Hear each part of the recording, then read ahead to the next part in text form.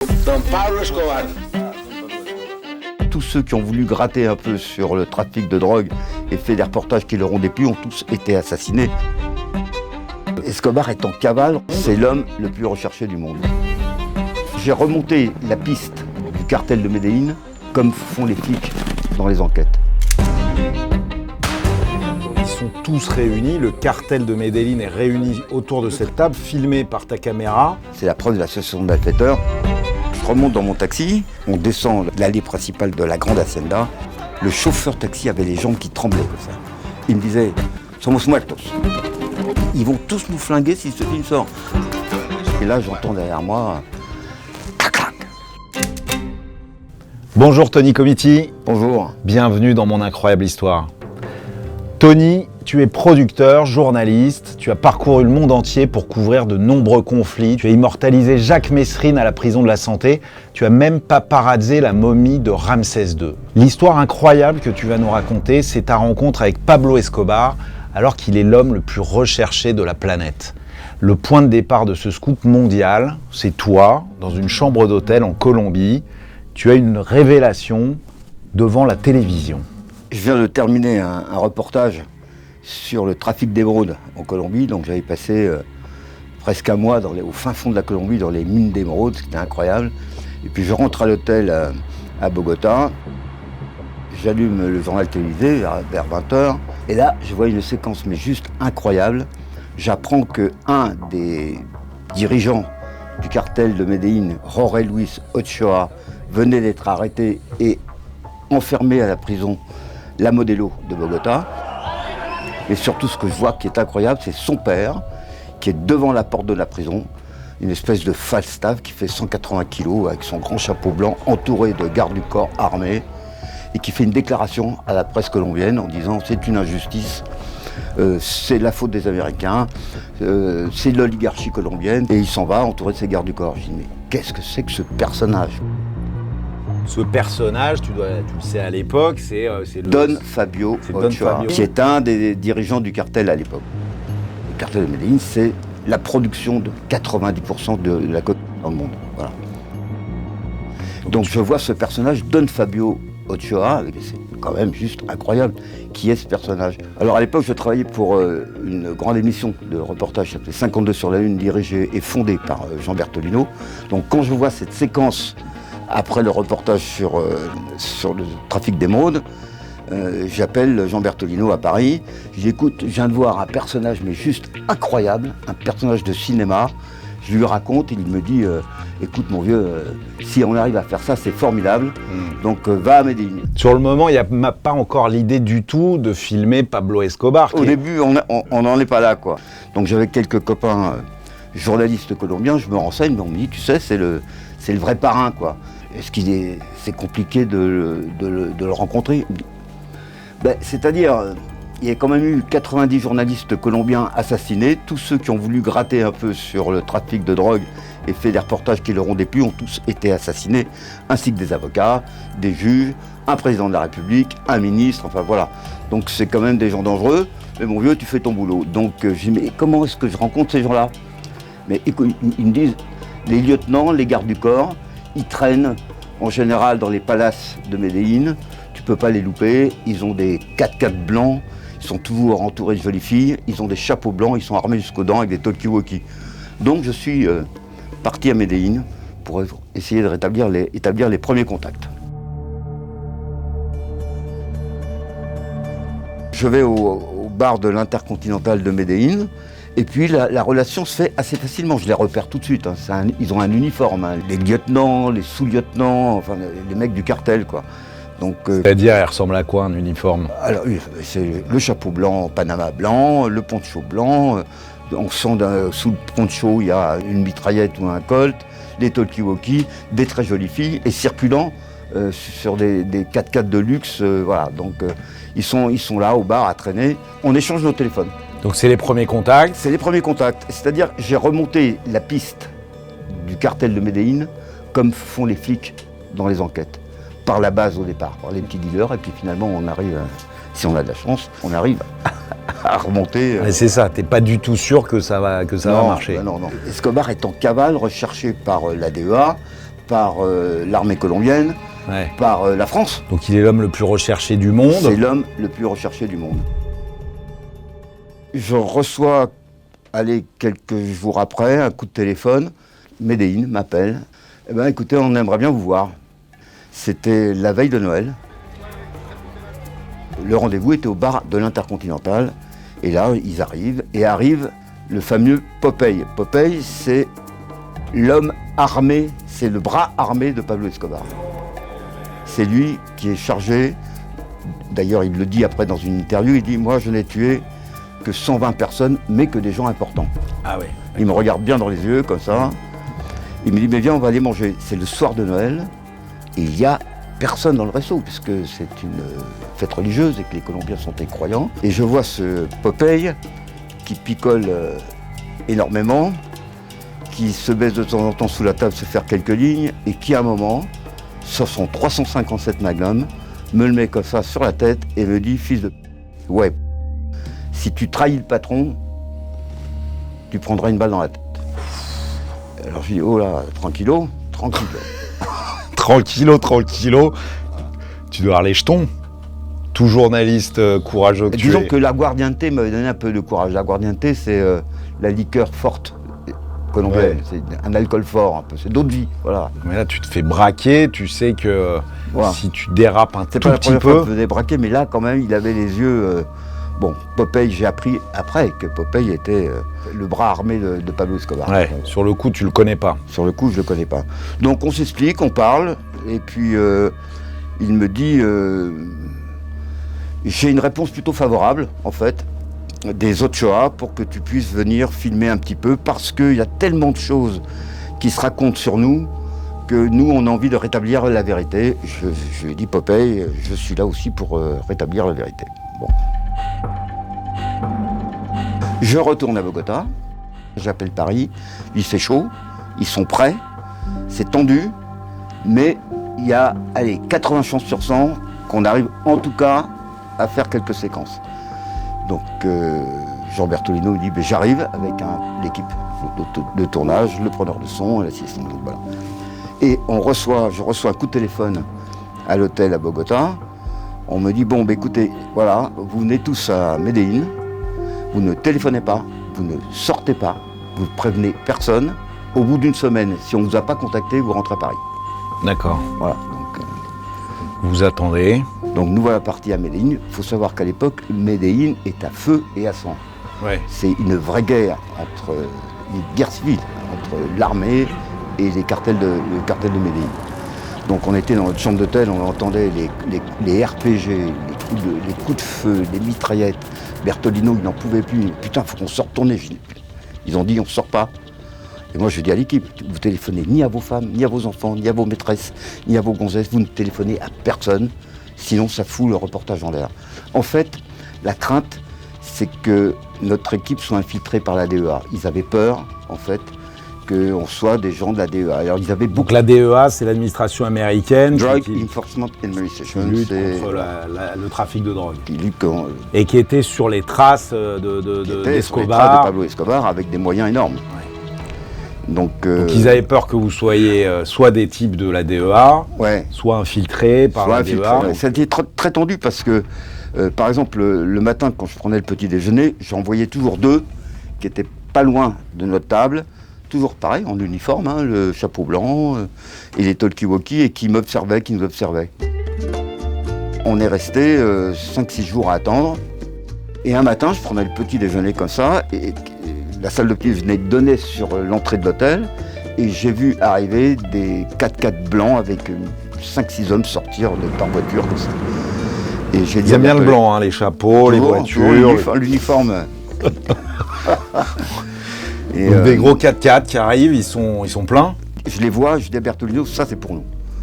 Et ils arrivent droit sur moi, ils font Frances, si, Frances.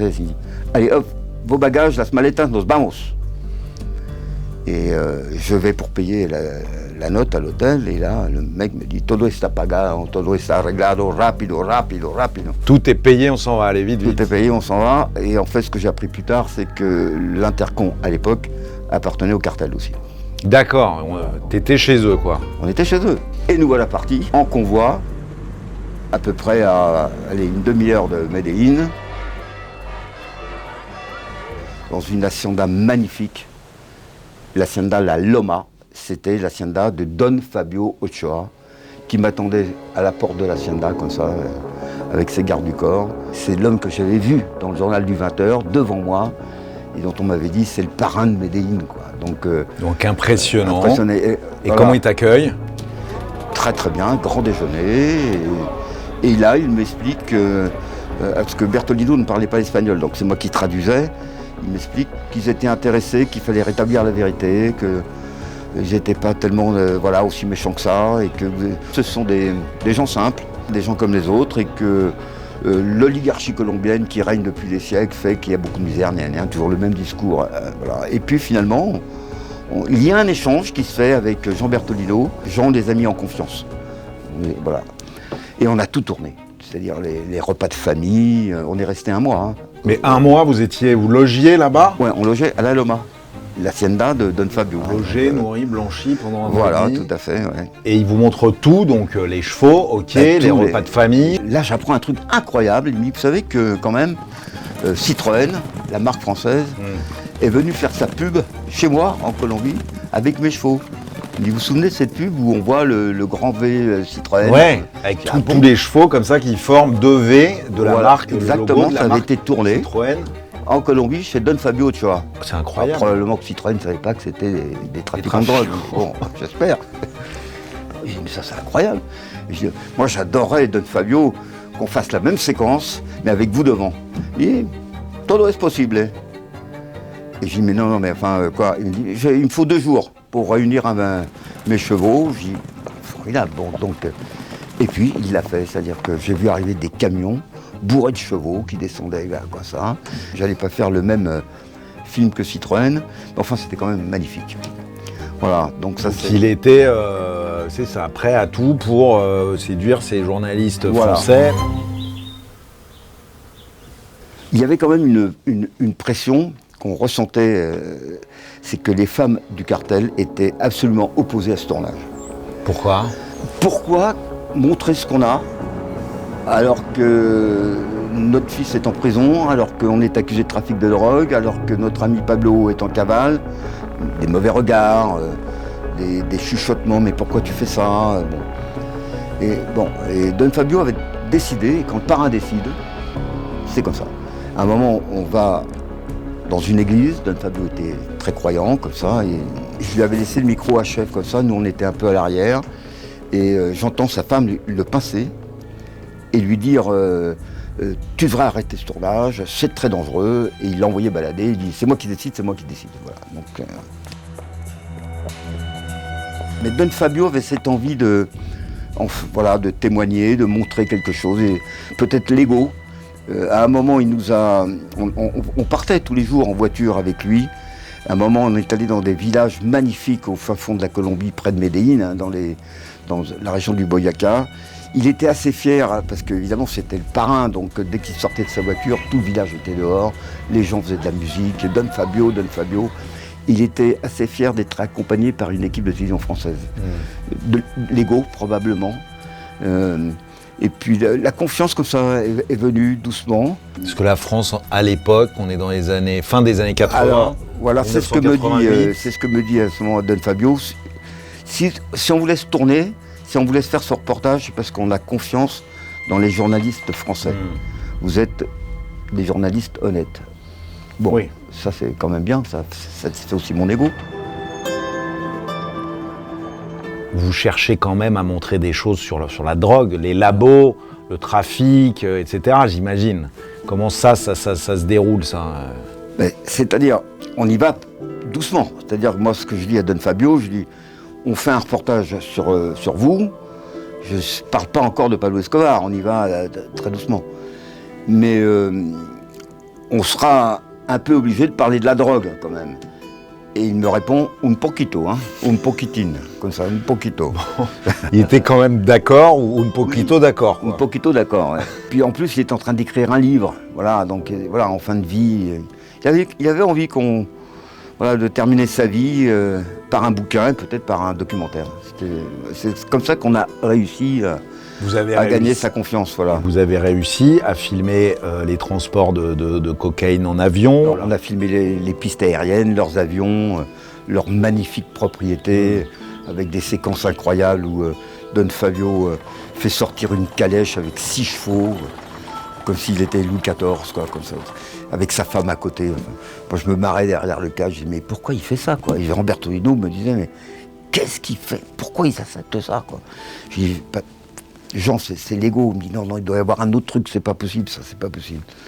Et puis on commençait le soir les discussions, le mot de Pablo Escobar arrivait à table. Machin. Je pense qu'il savait qu'on cherchait aussi Pablo Escobar. Hein. Je pense qu'il savait et que c'était un peu le but du jeu. Mais il ne voulait pas nous le donner tout de suite, en fait, voilà. Il a fallu attendre, donc des semaines, vous avez passé des semaines, plus d'1 mois dans sa propriété. Et un jour, il va au cimetière et vous l'accompagnez, vous filmez, il va voir sur la tombe de son père. Et là, il est ému. Alors ça, c'est incroyable aussi comme séquence. À un moment, il nous dit, je vais sur la tombe de mon père, accompagnez-moi. Donc on le suit au cimetière, comme ça, il arrive sur la tombe de son père et il se met à pleurer.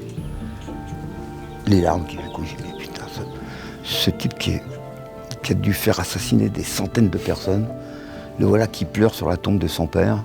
Et c'est juste incroyable. Alors je lui dis, ah, Don Fabio, c'est muy triste. Et il me dit, oui, muy triste, et comme ça. Donc on remonte dans les voitures, toujours en convoi, 3 ou 4 4x4 rutilants, comme ça, des hommes armés, et toujours à l'arrière de la bouffe. Il se déplaçait jamais sans du pot-au-feu, de poule. Il avait derrière, il avait une bagnole, même s'il allait 2 heures en bagnole. Hein. Il y avait toujours... Ah non, c'était un... Il bouffait tout le temps. Bouffait tout le temps. D'où les 180 kilos. D'où les 180 kilos. Et alors, le convoi démarre, puis le convoi s'arrête.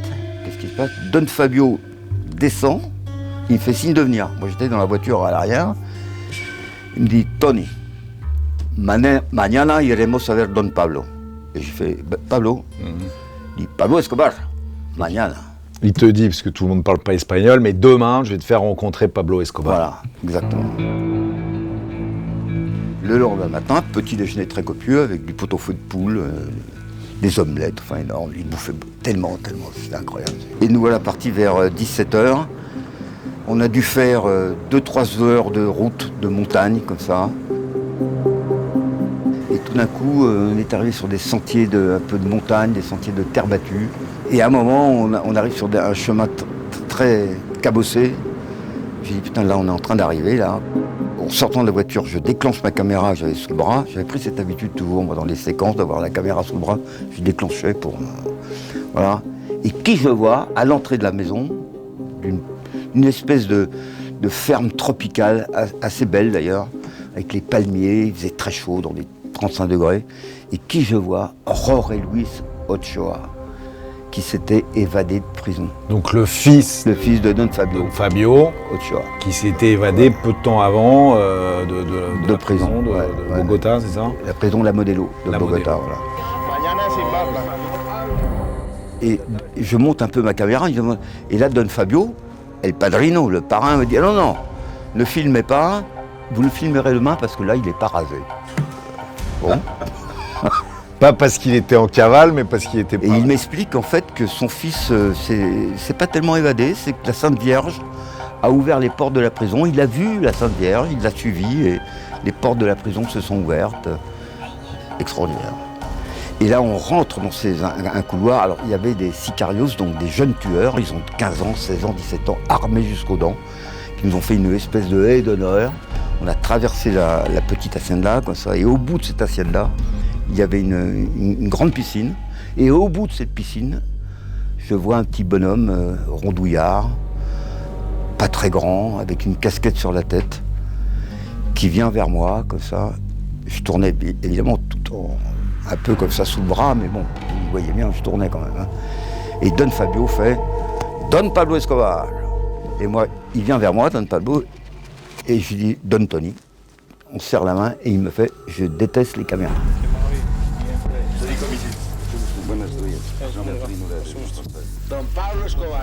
Tu te rappelles ce que tu ressens là en le voyant là T'es content, heureux d'avoir ce presque je te dis, lorsqu'on a un truc comme ça, on est tellement préoccupé par la technique de la caméra.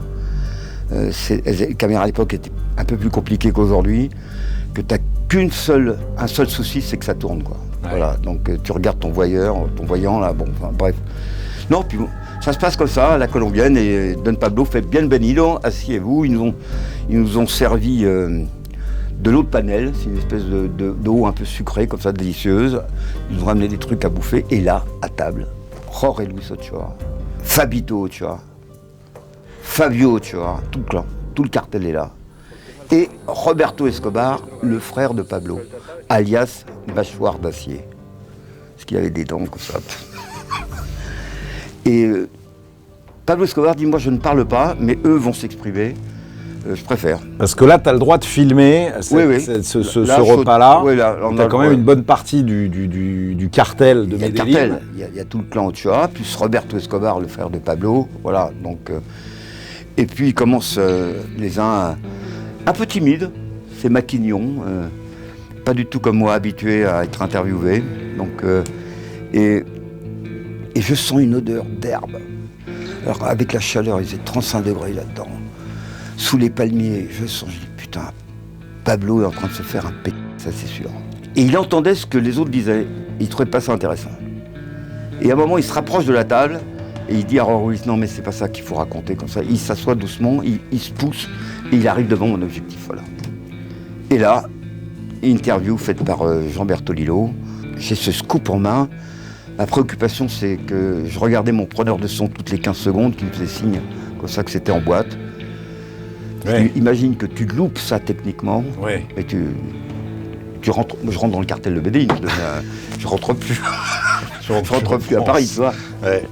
Donc t'as qu'une angoisse, c'est de pas réquer, c'est voilà, de tromper de bouton. Et Pablo Escobar a un discours très travaillé contre l'oligarchie qui opprime le peuple colombien, que les Américains n'ont qu'à pas consommer dedans, sinon lui n'en vendrait pas, que c'est les Américains qui viennent foutre le poison chez nous en Colombie et que c'est sa lutte. Et c'est vrai, en fait, dans le fond, il avait cet idéal que cherchent un peu tous les grands voyous, en fait.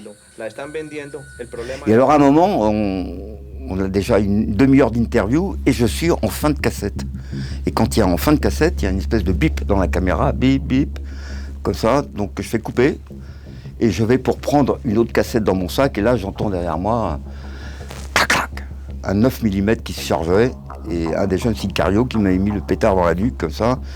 Et Don Pablo fait non, tranquille. Il y avait aussi un bruit de moteur de voiture qui gênait le preneur de son. Et le preneur de son a demandé qu'on coupe ce moteur. Et là, ils ont dit non, on coupe pas le moteur. En fait, il est en cavale, prêt à partir à chaque instant.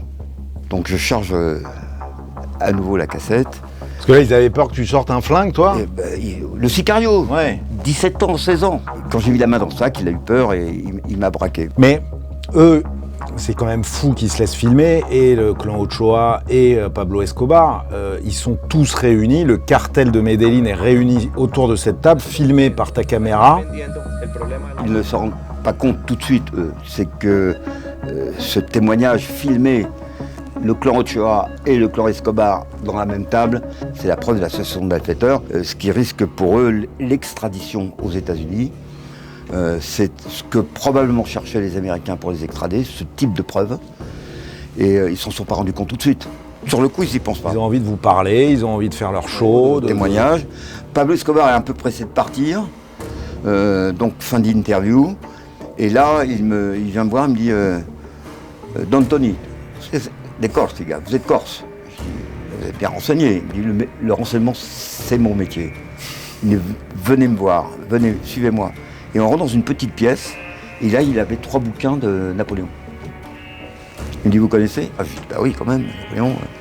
Il me dit, c'était un grand stratège militaire, le plus grand qu'il ait jamais eu. Et j'applique ses méthodes. Pablo Escobar appliquait les méthodes de Napoléon. Et là, il s'en va, il me dit, Don Tony, revenez me voir, la droga es mi passion. La drogue, c'est ma passion. Tu l'as jamais revu ? Non. Je ne l'ai jamais vu, Don Pablo. On n'avait qu'une idée avec Bertolino, c'était de se tirer comme des voleurs, rentrer à Paris et monter le scoop. Est-ce que ça s'est passé comme ça? Et pas du tout, parce que on peut pas partir comme ça du cartel de Medellín. Donc, Ouais. alors on est tous très contents. On rentre à la Loma. Et Don Fabio nous dit, demain nous partons, je vais vous montrer mes propriétés dans les Caraïbes. Nous, on s'en foutait de ses propriétés, on avait tout. Bah ouais, t'avais Pablo Escobar. On avait tout, on avait Oui. déjà fait filmer plein de maisons, nous partons à Carthagène, une ville sur les Caraïbes, là, comme ça, dans une propriété qui devait faire, je sais pas, peut-être 20 000 hectares, avec une maison somptueuse, toute la côte leur appartenait, des pistes d'atterrissage, il nous montre tout, et là, Don Fabio tombe malade. Et là, c'est une catastrophe. Il tombe malade, on est au fin fond de la Colombie, personne ne sait où on est. Et les femmes du cartel, toujours opposées au tournage, nous demandent de rentrer dans nos chambres et de ne plus en sortir. Et là, on commence vraiment là, à se dire, mais qu'est-ce qui se passe? On demande à parler à Don Fabio. Non, Don Fabio, il n'est pas disponible. Le parrain. Vous passez plusieurs jours enfermés dans vos chambres. 2 jours, comme ça, 2 jours, on nous amène à bouffer. Et là, je me suis dit, mais qu'est-ce qu'ils sont en train de nous faire, quoi? Est-ce qu'ils vont pas nous flinguer là, en se disant, on a fait une connerie, on va les faire disparaître là, on va les donner à bouffer aux requins là. Ah oui. Là, on s'est posé des questions. Ouais. Jean Bertolino et moi, on s'est posé des questions. Mais bon, attention, parce que la peur aussi, elle est commutative. Donc on dit, mais non, on se rassurait. Et puis au bout du 2e jour, ils sont venus nous ouvrir. J'ai vu arriver Don Fabio. J'ai dit, mais vous allez bien? J'ai été un peu fatigué. Mais voilà, je n'ai pas posé de questions pourquoi. Ils nous avaient enfermés dans les chambres. Mais je pense que les femmes avaient pris cette décision. Tant que le parrain n'était pas disponible, eh ben, on laisse pas tourner. Enfin, bon, bref. On est retourné à Medellín. Il vous demande quoi à propos des rushs et à propos du reportage? Alors, avant de partir, Don Fabio me dit, bon alors nous, bien sûr, hein, on veut voir le film avant diffusion. C'est le deal? Je dis, oui, bien sûr, oui, Don Fabio, c'est le deal. Et puis, voilà, tout le monde se dit au revoir et on repart à Paris. Je fais notre reportage et puis de temps en temps il me téléphonait. Alors où vous en êtes tout? Alors je retardais un petit peu. Oh là là, on a des gros problèmes de traduction. On est en train de gérer ça, mais vous inquiétez pas. N'oubliez pas, on peut voir le documentaire. Le documentaire est monté. Il est annoncé par TF1 dans la presse et dans 3 semaines, le reportage exclusif avec le cartel de Medellín. Évidemment, le cartel de Medellín qui est très puissant à l'époque, ils ont des hommes en France. Bah, ils appellent Medellín en disant « Ah ben ça y est, le film il va sortir et tout ». Et là, il faut montrer le film. Sinon ça va mal se passer, en gros. Jean me dit « Mais il faut que tu repartes à Medellín ». Je dis « Mais pourquoi moi ?» Il dit « Parce que je ne parle pas l'espagnol comme toi ». Ouais, parce que là, c'est chaud quand même. Ah, c'est très chaud là. Vous C'est avez très filmé chaud. la famille Ochoa, les chevaux, etc. Ils s'attendent à un documentaire plutôt sympathique. Il y a de la musique qui fait peur. Vous racontez que c'est des criminels sanguinaires quand même. Ouais, Vous dites voilà. les choses quoi dans le reportage. Alors, on dit les choses. Mais bon, je retourne à Medellín. Ça devait être au moins mon 6e voyage. Et je prends un chauffeur taxi à l'aéroport et je dis à la Loma, s'il vous plaît. Le mec me regarde. Ils n'aiment pas aller, les chauffeurs taxi, dans cet endroit-là. Comme ça. Bon, mais quand même, ils m'amènent et on arrive dans le grand patio de l'entrée de cette magnifique propriété. Et là, je vois, il y avait, mais je sais pas, 30, 40, 4x4 rutilants, bourrés d'hommes à l'intérieur. Mais c'est quoi ce truc-là? C'est une réunion? C'est quoi? Non. Ils étaient tous venus voir le film. Dans la salle de cinéma. Toi, t'es tout seul? Je suis tout seul avec ma cassette. Avec ma petite VHS. Bon, Pire visionnage de t'es ta dedans, vie. t'es dedans. Donc, Don Fabio m'accueille très gentiment. Et il me dit, tu sais, Martha s'est cassé la jambe. Mais je me dis, bonne chance. Elle a la jambe cassée, elle viendra pas voir le film. Déjà, je dis 1-0. Bon, il y a tous les autres quand même. Il y a tous les autres, donc je descends dans la salle de cinéma. Ils étaient tous là. Don Fabio, Falstaff, avec ses 180 kilos, s'assoit à côté de moi. Vamos! Comme ça. Donc je mets la cassette dans le magnétoscope et ça démarre par le plateau de Bertolino.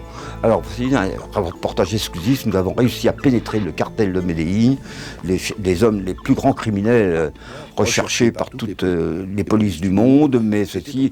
Et Don Fabio, il entend le mot criminel. Il dit, attends, coupez. Tac. Qu'est-ce qu'il a dit, Bertolino? je traduis comme ça, je dis, voilà, nous avons fait un reportage exclusif à Médéine avec une grande famille qui sont les Ochoa, on les accuse de beaucoup de choses, mais ce sont des hommes très humains et tout ça. Et j'entends derrière moi, mais ce n'est pas les traductions. Il y avait un francophone. Et donc, je suis descendu dans ma chaise comme ça, et Don Fabio me regarde, il dit, bon allez, continuons. Et on envoie le film. Et à un moment, au bout de 5 minutes, je me retourne vers lui pour voir dans quel état il était. Il dormait. Don Fabio s'endormait tout le temps, en fait. Après manger, surtout, il était... Je vois qu'il s'endort, j'y vais. Et j'entends tic-tac, tic-tac, tic-tac. Madame Ochoa, Doña Marta, qui débarque. Qui débarque avec sa canne et sa béquille. Je dis, oh là, je suis mort. Là, je suis mort. Elle s'assoit, bon, bref. Et le film se déroule. Moi, je suis au fond de ma chaise. En regardant à nouveau le film, je dis, je suis au fond de ma chaise. Et fin du film, Don Fabio se réveille. Et là, c'est les femmes. Ouf, sauf que les femmes se lèvent et disent, papa, si ce film passe, nous serons tous extradés aux États-Unis. Elle me regarde avec un regard noir. La Don Fabio, qui n'a pas vu le film en fait, il m'attrape le bras, il m'amène dans le patio, et il me dit, tu diras à Bertolini, ce fils de pute, ses ascendants et ses descendants avant lui, où il se trouve dans le monde, tu lui diras à Bertolini. Et toi aussi. Je dis, non, Don Fabio, moi je suis un technico. Il dit, un technico muy habile. Je suis un technicien, oui, mais un technicien très habile. Il t'a démasqué. Voilà, donc fin de séquence. Donc je remonte dans mon taxi, je sentais derrière moi une pression, bon bref, le chauffeur taxi avait les jambes qui tremblaient comme ça. Il me disait, somos muertos. On descend l'allée principale de la grande hacienda, et là, il y a une voiture qui arrive, qui me bloque, qui nous bloque devant, et une autre derrière, qui sort, le petit Fabito Ochoa, qui est le fils de Don Fabio. Il me fait, quanto vale? Ça coûte combien? Mais quoi? Il dit, ben, le film, les images. Ah, j'ai dit, ah non, c'est un technico, moi non, c'est pareil. Il me dit, toi, il remonte dans sa voiture, j'ai attendu les 5 minutes, les 10 minutes les plus longues de ma vie, avec ce chauffeur de taxi qui tremblait. Et je dis, je suis enlevé là. Et il demande en échange que le film ne soit pas diffusé à Paris, quoi. Et finalement, les voitures se barrent, on rentre à Médéine, à l'hôtel, je me barricade dans la chambre, il était heure de Paris, je sais pas, il devait être 2h du matin, j'appelle Bertolino, j'étais fou, quoi. Je lui dis, putain, mais tu m'as envoyé à la mort, putain. Ils vont tous nous flinguer si ce film sort. Non mais tranquille Tony, me dit-il, t'inquiète pas, on va gérer ça, rentre à Paris. Je dis, mais putain, oiseau de fer, vite, je rentre, quoi. Et là, tu t'es vu enlevé, tu t'es vu mort, tu t'es ah vu... ouais, là, ouais. Là, c'est pas des mecs qui rigolent, le cartel de Médéine à l'époque, hein, non. On rentre à Paris, on discute avec Jean, je lui dis les menaces sont réelles. Et là, il y a 2 Italiens qui sont arrivés, je ne sais comment, dans les bureaux de 52 sur la Une, des mecs de Naples, bien sûr, des mecs de Naples, et qui ont montré les photos de nos enfants aux sorties des écoles. Il y en a un qui me regarde, il fait « Nous sommes là pour éviter une grande bande de sang ». Bon, ben on diffuse pas. Sauf que, en 1993, Pablo Escobar est retrouvé dans sa cavale et exécuté. Et sa mort fait suite à une longue traque des services colombiens et américains. Il est traqué, Pablo Escobar. Il s'était fait construire sa propre prison qu'il doit abandonner en partant dans les montagnes. Il est ultra traqué parce que les services colombiens, 2000 hommes dont les familles avaient été tuées par le cartel de Médéine, donc des mecs décidés, incorruptibles, et dirigés aussi par la DEA et les moyens de la DEA et les antennes des coups de françaises. Donc il avait vraiment tout le monde aux fesses et il décide de se rendre, à condition c'est que sa famille soit parte en Europe. Mise à l'abri. Mise à l'abri en Europe. Et là, ils vont monter un piège, mais diabolique. C'est-à-dire que la famille va embarquer, entourée de gardes du corps, la femme d'Escobar et ses 2 enfants, vont embarquer sur l'aéroport de Bogota pour l'Allemagne. Et là, on leur dit, non, vous n'êtes pas autorisé à rentrer sur le territoire allemand, vous rentrez donc par le même avion, en Colombie. Le fils appelle son père. Papa, on est revenu là, et là il y a les antennes, les paraboles Thomson françaises, qui vont capter la voix de Pablo Escobar et le localiser. Et c'est comme ça qu'ils vont l'attraper.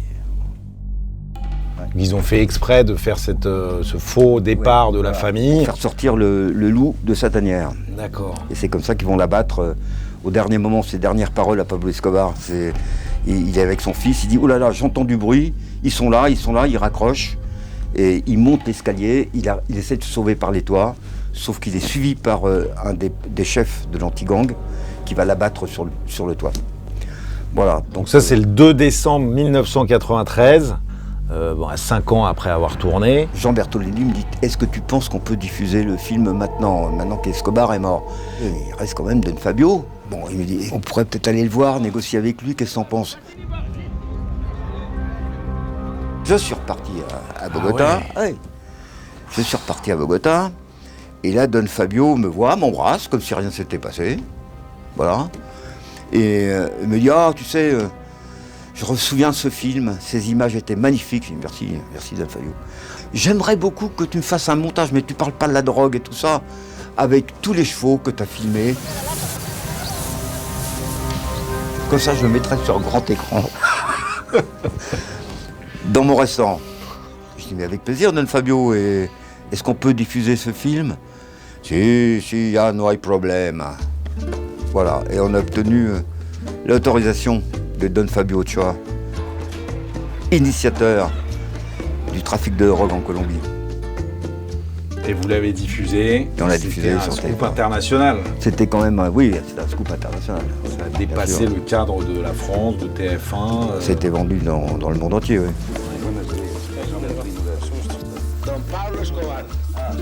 Je m'apprêtais donc à rentrer à Paris et à la sortie de l'hôtel, là il y a 2 types en moto qui sont arrivés. On veut te montrer quelque chose. Je dis, putain, ça recommence. On est allé dans les bidonvilles de Medellín. Et là, incroyable, les mecs armés sont sortis avec des foulards. Ils nous ont montré qu'ils tenaient le quartier, que Pablo Escobar avait fait du bien, construit des églises, des écoles, des orphelinats. Oui, sauf que dans ces orphelinats, dès que les gamins avaient 15-16 ans, ils les prenaient pour en faire des tueurs, hein, quand même. Bon. Quelle est ton opinion sur Pablo Escobar? Est-ce que c'est pour toi un narcotrafiquant sanguinaire ou est-ce que c'est, comme il aime se présenter, un Robin des Bois des favelas?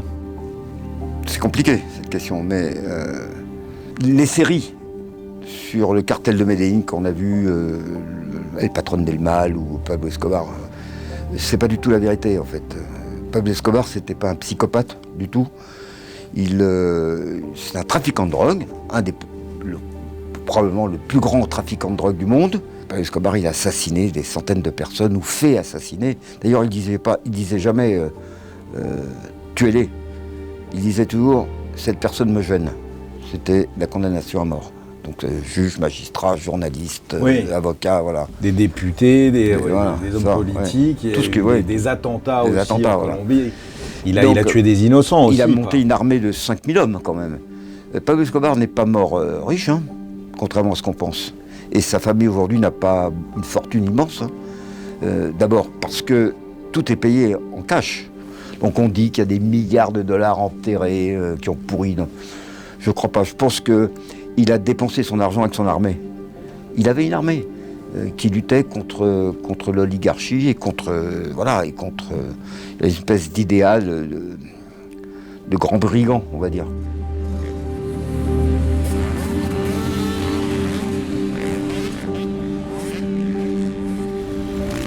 C'était à la fois un narcotrafiquant criminel et sanguinaire et un Robin des Bois qui venait en aide aux plus pauvres. Aux plus pauvres, tout en les utilisant pour en faire des tueurs. Ce qui est fou dans toute cette histoire, c'est que tu t'es pas contenté de filmer uniquement le cartel avec les Ochoa, Escobar. Tu as aussi décidé assez rapidement d'être du côté des forces de l'ordre colombiennes et américaines qui traquaient Pablo Escobar et qui avaient même annoncé une récompense de plusieurs millions de 5 dollars. millions de dollars. 5 millions de dollars pour la peau de Pablo Escobar. Et donc tu obtiens l'autorisation des juges, des flics, de les filmer dans toute la traque. Alors il faut savoir que Pablo Escobar a été traqué par 2000 hommes, des militaires, dont les familles avaient été tuées par le cartel, donc des policiers, des militaires non corruptibles, qui n'avaient qu'une chose en tête, c'est tuer Escobar, entourés par la DEA, qui les aidait là. Donc j'ai obtenu l'autorisation d'être au cœur de cette armée qui cherchait Escobar ou ses complices. Je suis autorisé à rentrer dans cette caserne. Tous les jours et toutes les nuits, je partais avec les militaires colombiens sur la traque d'un homme que j'avais filmé quelques temps auparavant, ce qui est assez compliqué, mais c'est comme ça. Bon. Donc ils cherchent partout Pablo Escobar, dans d'anciennes planques ou des planques toutes fraîches. C'est la méthode classique. On flingue les lieutenants pour arriver finalement à tuer le roi. Donc ça a toujours été comme ça dans les grandes traques, que ce soit en Sicile, que ce soit partout dans le monde. En fait. Toutes les nuits, on partait avec des camions remplis de soldats, traqués, à faire des perquisitions dans des maisons, que ce soit des maisons de petits sicarios ou des grandes propriétés. Mais jamais on tombait sur les complices ni sur Pablo Escobar. J'avais observé quelque chose d'étrange, c'est-à-dire qu'à la sortie de la caserne, il y avait toujours 2 gamins avec un petit vélo qui, à mon avis, comptaient ou renseignaient le cartel des mouvements du bataillon. Et je l'ai appris, moi ça m'avait inquiété, je me suis dit, ces gamins ils sont tout le temps là quoi, à regarder les soldats. Et un jour ils sont plus là les gamins. Et j'ai demandé au colonel du bloqueo des Busqueda, du groupe de recherche, il dit oui on s'est rendu compte que ces 2 gamins en fait nous espionnaient et renseignaient le cartel. Ils avaient 8 ans quoi.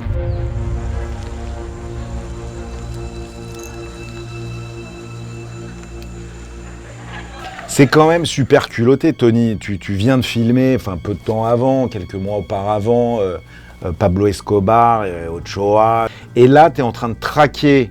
C'est un peu notre métier de journaliste, c'est de faire les 2 camps, hein, de filmer la vérité, ce qui se passe quoi. Des 2 côtés. Des 2 côtés. C'est un risque énorme. Mais j'avais quand même averti Medellín que j'allais faire un reportage avec l'armée colombienne.